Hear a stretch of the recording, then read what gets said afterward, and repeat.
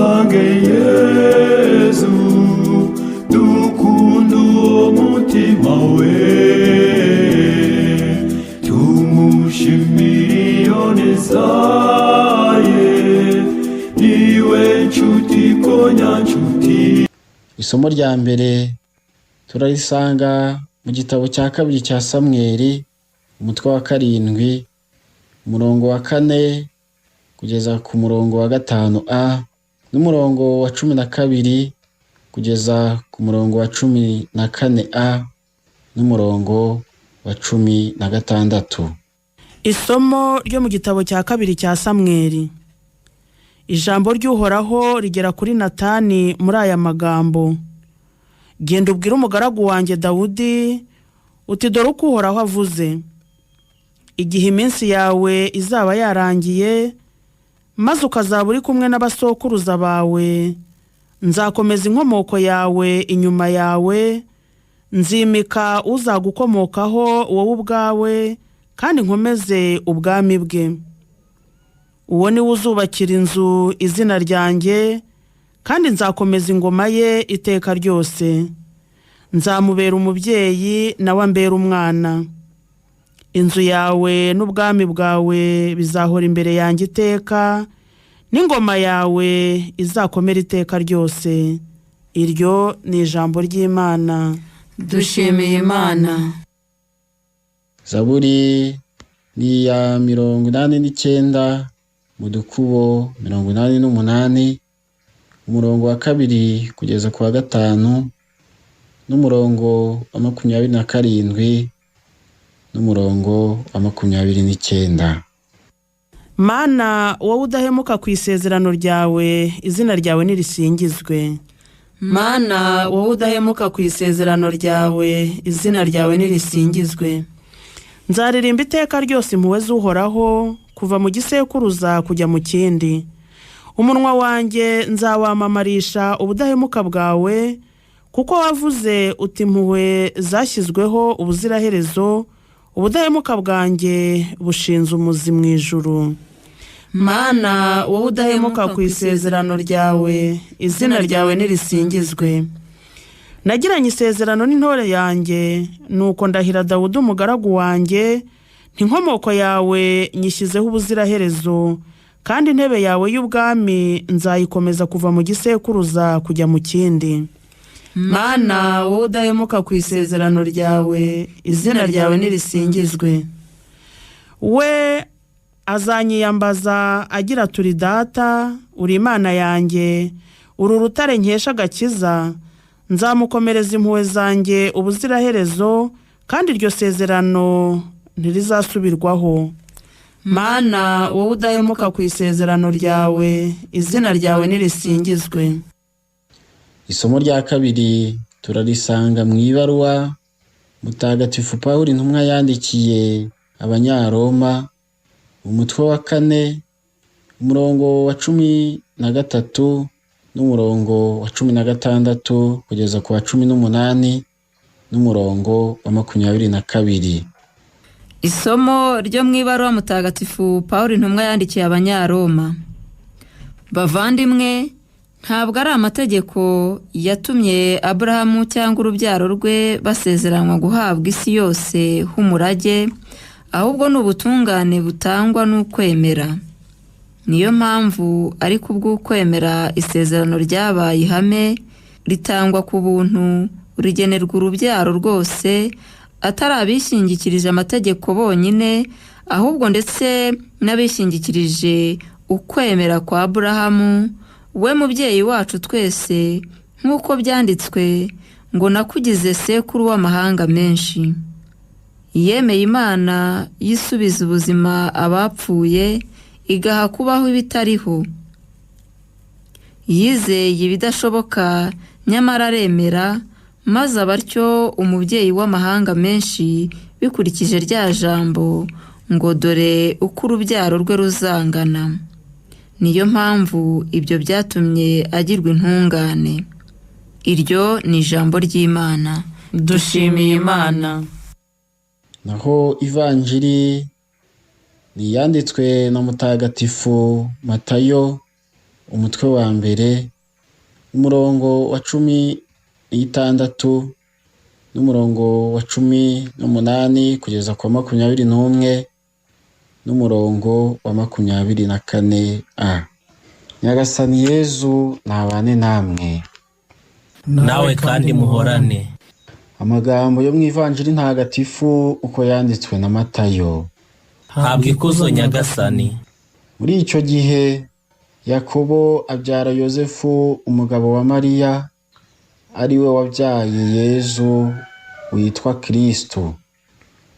Dore uko Yezu Kristo yavutse. Nyina Mariya yari yarasabwe na Yozefu, mu gihe batarabana aza gusama inda ku bubasha bwa Roho Mutagatifu. Yozefu umugabo we wari intungane kandi utashakaga kumuteza urubwa, yigira inama yo kumusezerera rwihishwa. Igihe yari akibizirikana, umumarayika wa Nyagasani amubonekera mu nzozi aramubwira ati, Yozefu mwana wa Dawudi, witinya kuzana umugeni wawe Mariya, kuko yasamye ku bubasha bwa Roho Mutagatifu. Azabyara umwana uzamwite Yezu, kuko ari we uzakiza umuryango we ibyaha byawo. Yozefu akangutse abigenza uko umumarayika wa Nyagasani yamutegetse. Iyo ni Ivanjiri ntagatifu. Uragasingizwa Kristo. Bavandimwe, Kiliziya umubyeyi wacu yeguriye ukwezi kose kwa gatatu Yozefu mutagatifu, umugabo w'indahemuka wa Bikira Mariya n'umurinzi wa Yezu, akaba n'umurinzi wa Kiliziya y'isi yose. Birakwiye rwose kwigana imigenzo mbonezabupfura yaranze Yozefu mutagatifu. Twavugamo urukundo rushyitse, ukwemera guhamye, ukwizera kudatezuka, ubudahemuka, ubumanzi, ukwiyoroshya, ukumvira, ukwiyumanganya, ukwihangana n'indi migenzo yamuranze. Amasomo mutagatifu tuzirikana uyu munsi araduhishurira ibintu bine byadufasha gukomeza urugendo rwacu rutuganisha ku munsi mukuru wa Pasika wegereje. Icya mbere ni uko Imana ari indahemuka ku isezerano ryayo. Icya kabiri, Yezu niwe ndunduro y'amasezerano Imana yagiranye n'abantu. Icya gatatu, ukwemera kwacu nicyo gisubizo duha Imana itwihishurira. Icya nyuma ni uko dukwiye kureka gushaka kw'Imana kukuzurizwa muri twe. Bavandimwe, Imana ifite izina yahishuriye abantu. Iryo zina ni Uhoraho.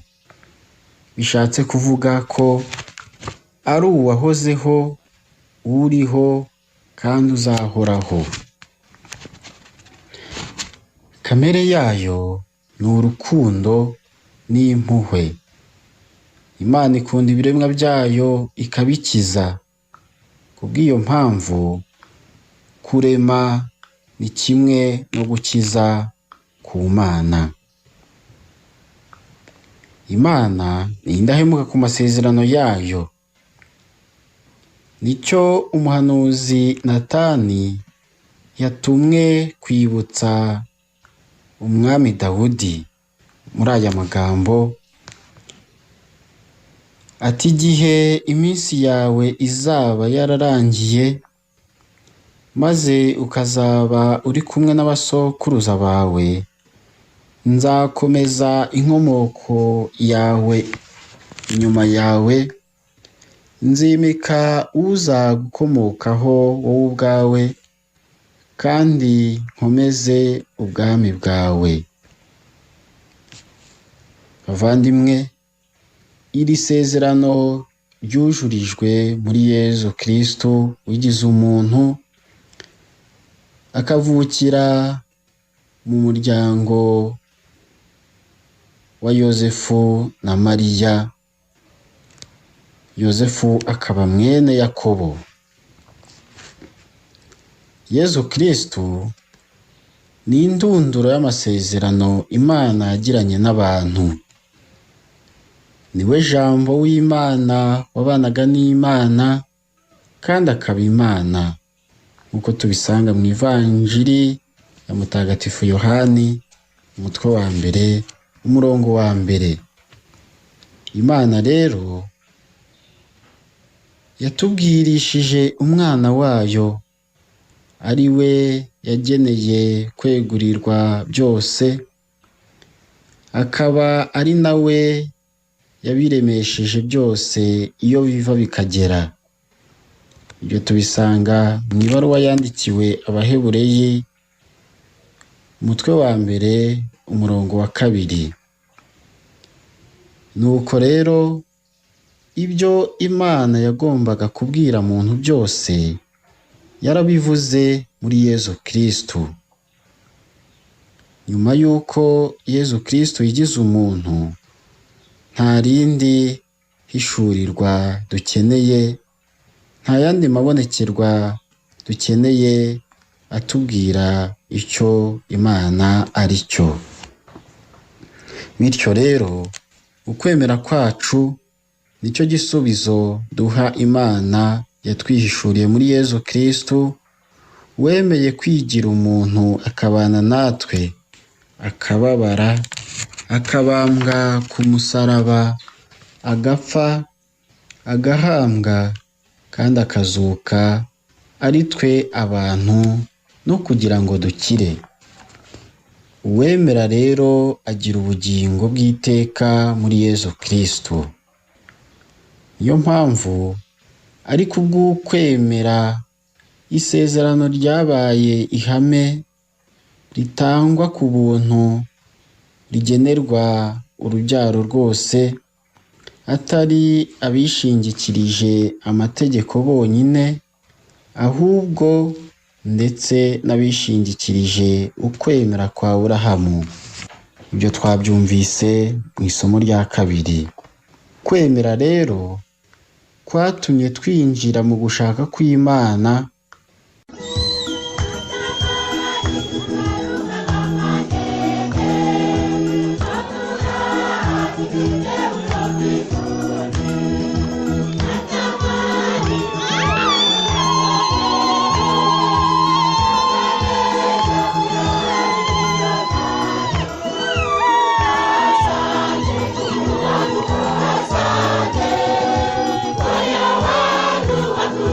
Hallelujah.